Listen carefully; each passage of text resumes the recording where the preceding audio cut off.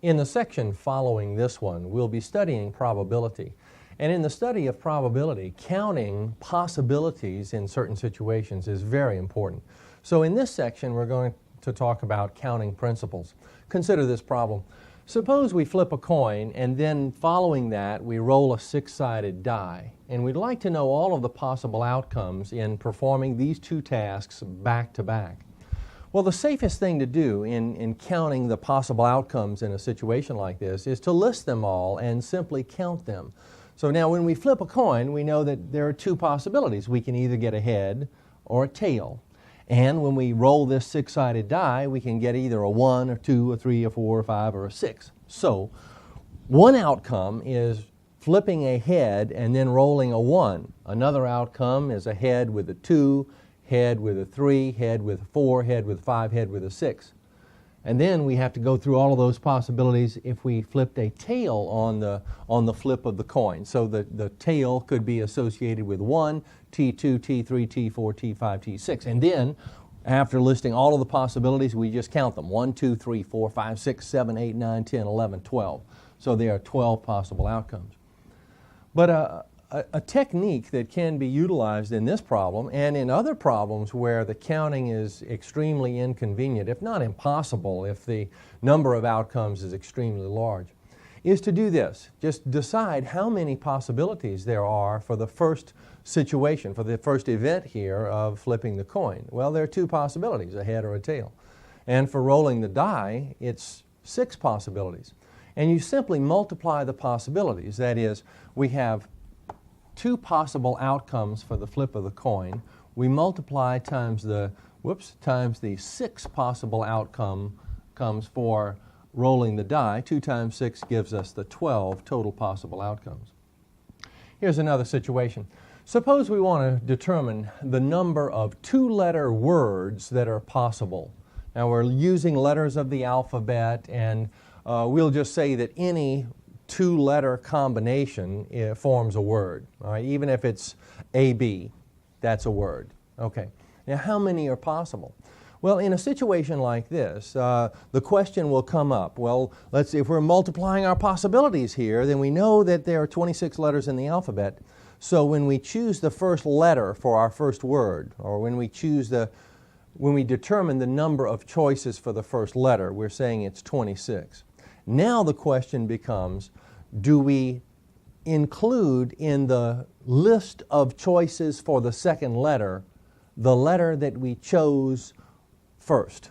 That is, if it's kind of like this. We can set it up almost like an experiment where we have the letters of the alphabet written on little slips of paper, and we throw those little slips of paper into a hat, and we shuffle them around, and someone draws a letter.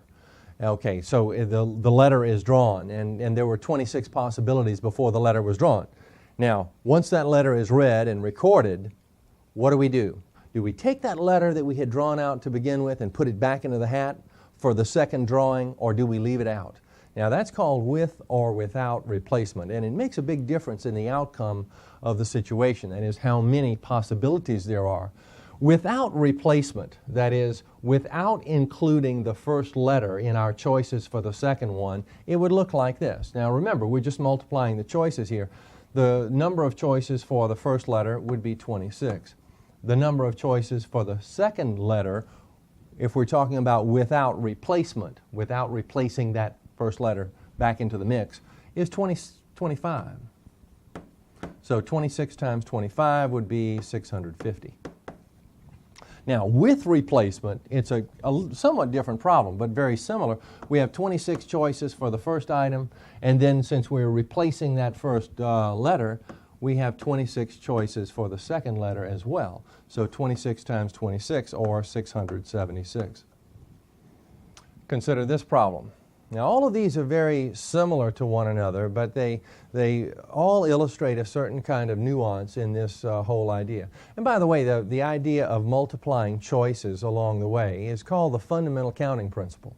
And it is our basis for counting the possible outcomes in situations like this. Okay, here we're going to use the fundamental counting principle again. But in this situation, let's say we have 8 books. And we have a small bookshelf, and the bookshelf can only accommodate 3 books. And we'd like to know how many arrangements of 3 books are possible, choosing those 3 books from a group of 8 books. Now let's understand this, that if I chose book 4 and then book 6 and then book 8, let's say, and that's one arrangement. Another arrangement, though, could include this same group of 3 books. You see, I could have the arrangement of 6, 8, 4. You see, a different arrangement even though it included the same 3 books. That's kind of an important idea. The order notion then changes the arrangement here and therefore changes the number in the count of possibilities. All right, that's just a very important idea in this kind of problem. Okay, so once again, we're just multiplying the possibilities. And let's see, if we're choosing for the first book to put it onto the shelf, we're choosing from a group of 8, so we have 8 possibilities. Once we have chosen the first book, see, I'm just multiplying my choices here for the 3 books on the shelf. Once I've chosen the first book and put it onto the shelf, it's no longer available to be chosen. So for the second book, there are only 7 possibilities, and for the third book, there would be 6. And multiplying these, we would find that there are 336 possible arrangements of the 3 books on the shelf, taking them from 8 books. Now, this situation has a name. This notion about order being important and so forth, this is called a permutation. And in the notion of permutations, order is an important aspect in the calculation of a permutation. Now, the word arrange or arrangement is often used in this kind of problem. And there's even a formula that's associated with permutation. Now, I'm going to show you the formula here. It's written down here. But really, I kind of shy away from using it because the fundamental counting principle, that is multiplying the choices, works really well in situations involving permutation. But I want to show it to you just to contrast it with another problem that is similar to this. And you might notice that this looks a little bit familiar to a formula that we used in a previous section. Well, let's see. Now notice that the notation here, the permutation of 8 things taken 3 at a time, is 8 factorial over 8 minus 3 factorial, you see. And so we have, simplifying, let's see, 8 factorial is 8 times 7 times 6 times 5 factorial. I'm going to stop right there because I know that 8 minus 3 is 5 down here. So this is 5 factorial. So in the denominator I have 5 factorial, and all of those factors cancel with all of these. We have the 8 times 7 times 6 that we talked about earlier using the fundamental counting principle. Consider this problem. It says, in how many ways can the letters A, B, C, D be arranged? And this is a very typical permutation type of problem. We're just multiplying the choices for each of the letters. So we have 4 letters, and we multiply our choices. So we have 4 choices for the first letter, 3 for the second, 2 for the third, and only 1 choice for the fourth. Now this is the same as 4 factorial, but it turns out to be 24. Here's a variation on the same theme. How many 3-digit area codes are possible if the first digit cannot be 0?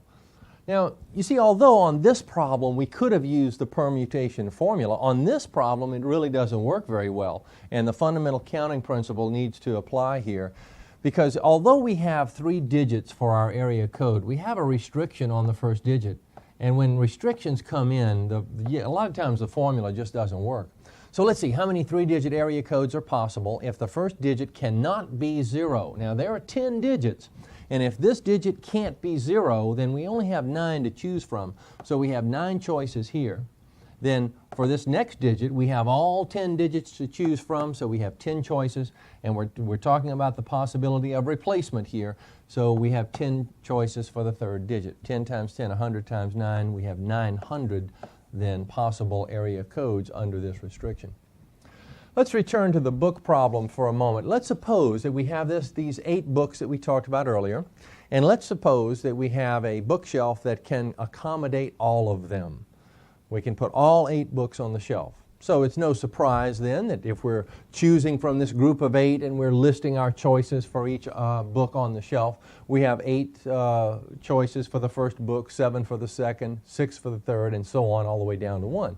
That's just 8 factorial, which is 40,320.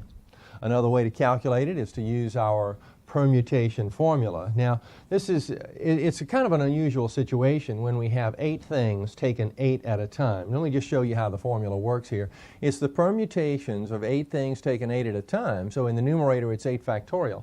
In the denominator, it's 8 minus 8, or 0 factorial, which we know to be 1. So 8 factorial over 1 is 8 factorial, and we get the same result, of course, as we did before.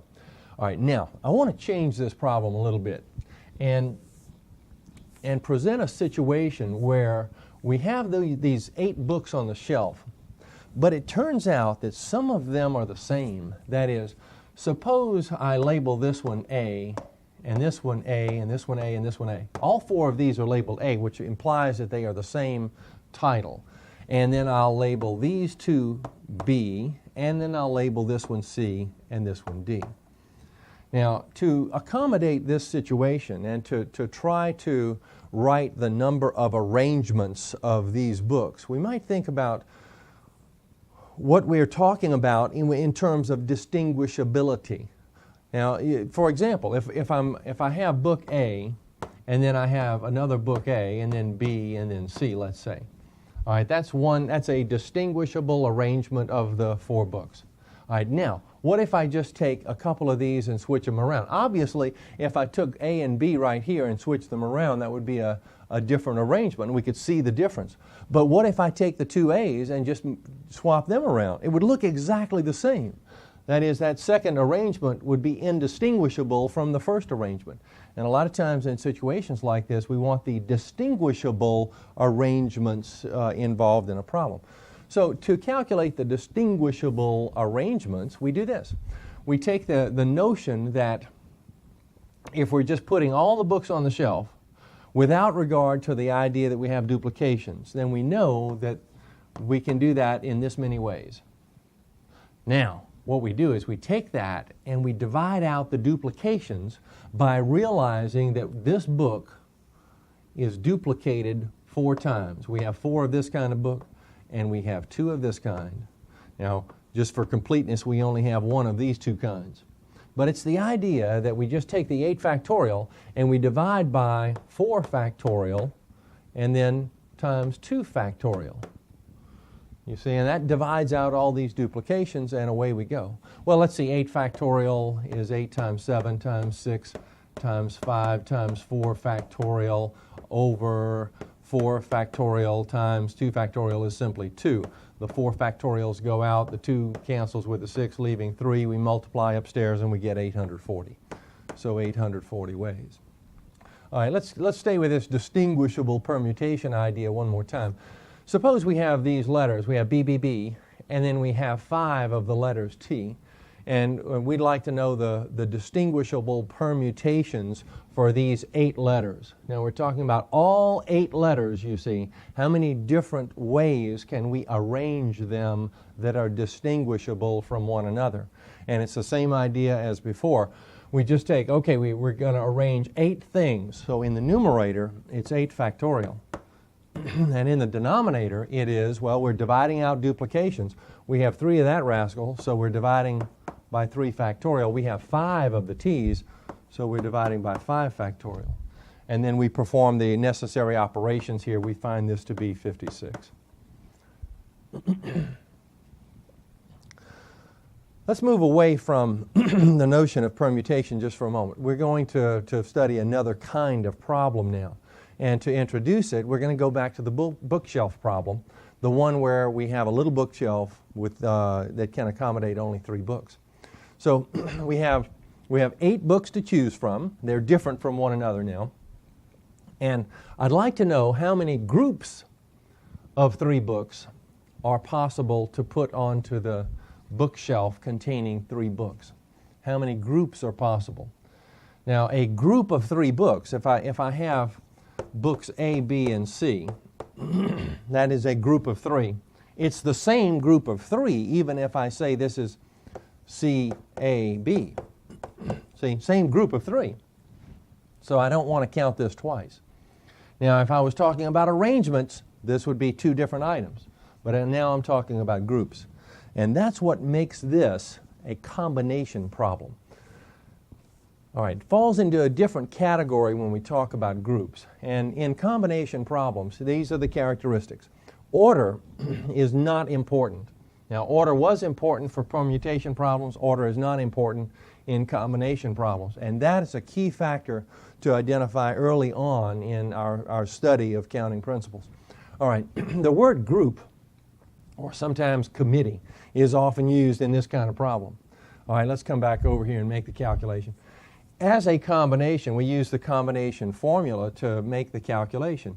It is the combination of 8 things, because we were choosing from 8 books, and we're placing 3 of them on the bookshelf. So it's the combination of 8 things taken 3 at a time, which is 8 factorial over 8 minus 3 factorial times 3 factorial. Now, let's contrast this with the permutation formula. I just want to illustrate something to you here about the difference between these two. For the permutation formula, it would be 8 factorial over 8 minus 3 factorial. You see, they're the same in this part. The 3 factorial here in the combination formula is simply designed to take out or divide out those duplications that I talked about involving the same group being arranged, or I shouldn't use the word group and arrangement at the same time, but it's the idea that ABC and CBA are the same group. Different arrangement, same group. We want to divide those out. All right, and this accommodates that with that 3 factorial. Okay, so this is what happens, and our little trick for calculation is that we have 3 factors in the numerator starting with 8, so it's 8 times 7 times 6. And in the denominator, we have 3 factorial, so that's 3 times 2. And now the 6 cancels with these. We have 8 times 7, or 56, as the result. Here's another combination problem. It says, how many different 5-person committees can be formed from a class of 20 students?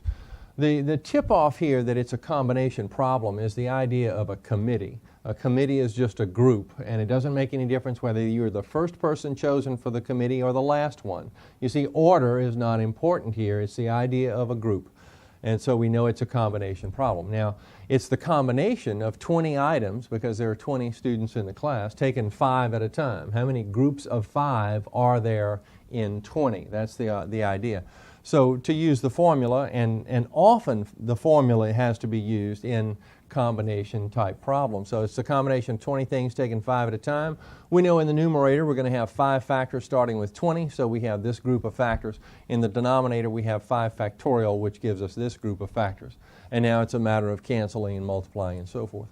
Now we can gain some efficiency by using the calculator, and in the calculator we find the combination formula like this.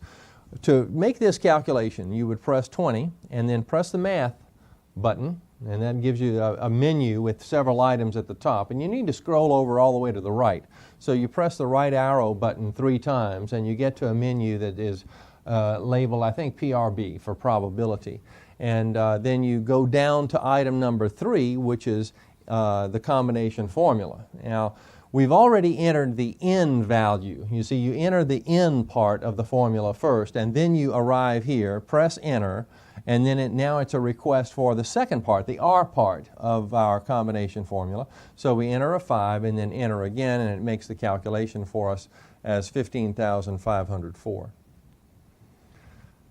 This next problem involves aspects of both permutations and combinations. It's an interesting situation, and it doesn't occur very often, but occasionally it will come up. And here's how we want to think about it. It says a class consists of 8 males and 12 females. How many committees of 5 are possible if the committee must consist of 2 males and 3 females? You see, now in the previous problem we had a class of 20. We have a class of 20 here. In the previous problem we had a committee of 5. We have a committee of 5 here, except we're designating the committee in a particular way in this problem.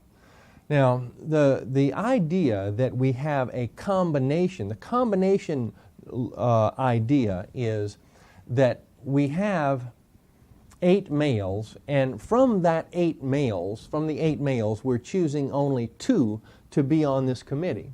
And the notion that we have 12 females and 3 of them can be on the committee. So that's the notion of the concept of combination. Now the permutation idea comes into play where we're thinking, well, all of these possible groups of males can be associated with all of these possible groups of females, you see. And so that's the multiplication idea, the fundamental counting principle notion, the permutation notion involved in the problem. All right, we would begin the analysis of the problem like this. We would think, well, let's see. Let's think about the number of ways that 2 males can be selected from this group of 8 males. So it's the combination of 8 things taken 2 at a time. All right, we'll make the calculation in a minute. And for the groups of females, we have 12 in the class. We can choose 3 for the committee. So it's the combination of 12 things taken 3 at a time. So the number of possible groups of 3 females is given by this formula. That's the idea. All right, let's come up here and put the idea of combination and permutation together. You see, if we take the number of male groups, each one of these male groups can be associated with each one of the female groups. So we have to take the number of male groups and multiply times the number of female groups. Now the number of male groups, we said, is the combination of 8 things taken 2 at a time. The number of female groups is the combination of 12 things taken 3 at a time. And now it's just a calculator punch. But here we have, if we're doing it by hand, for this, it's 2 factors in the numerator starting with 8, so it's 8 times 7. In the denominator, it's 2 factorial, which is 2. For this one, it's in the numerator, it's 3 factors starting with 12. 12 times 11 times 10. In the denominator, it's 3 factorial, which is 3 times 2. This turns out to be 28. This turns out to be 220. Multiplying, we find that the number of committees that are arranged in this very particular way is 6,160. Now we're going to look at an animation involving a combination or permutation problem. I'd like for you to try to decide which kind of problem this is as the problem is being read. Take a look. A combination lock will open when the right choice of 3 numbers from 1 to 40 inclusive is selected. How many different lock combinations are possible? Well, here's how we think about the problem. We notice that we have 3 numbers involved. We also notice that there are 40 choices for each number, and that order is important. You see, if we change the order of 2 of the numbers, then the lock won't open. So order is certainly important to us. That means then that what we have here is a permutation. So even though this is called a combination lock, in order to figure the number of sequences that are possible in opening the lock, it's really a permutation problem. And we use the fundamental counting principle. We simply write down the choices for each of the numbers involved. Now, since we can repeat the numbers, we have 40 choices in each position. All right, so 40 times 40 times 40 will give us the number of lock sequences that are possible. So there are 64,000 different lock sequences or combinations that are possible for this particular lock. Perhaps they should be called permutation locks instead of combination locks.